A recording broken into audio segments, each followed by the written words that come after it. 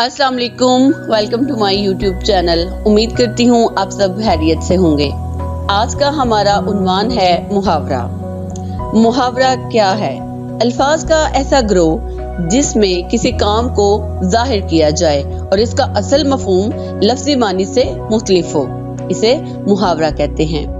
यानी कोई भी लफ्ज हम जो बोलते हैं उसका वर्ड मीनिंग कुछ और हो, लेकिन उसको मुहावरतन हम किसी और लफ्ज के तौर पर इस्तेमाल कर रहे हों। जैसे दिल टूटना।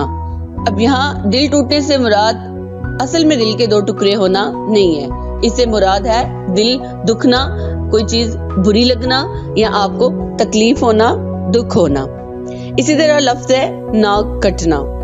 अब इसका असल मीनिंग अगर वर्ड मीनिंग आप समझे तो ये होगा नाक को तोड़ना, नाक को काटना, नाक के टुकड़े करना etc। लेकिन यहाँ पर नाक कटना से मुराद है आपकी इंसल्ट हो जाना, किसी जगह पर इज्जत खराब हो जाना या इज्जत नफ्स पे बात आना।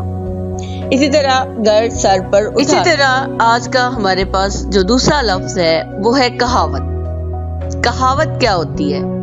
किसी भी वाक़े का या किस्से का नतीजा जो बंधे हुए अल्फाज में बयां किया जाए, कोई फिक्रा या मकोला जो मिसाल देने के लिए मशहूर हो जाए, इसे कहावत कहते हैं।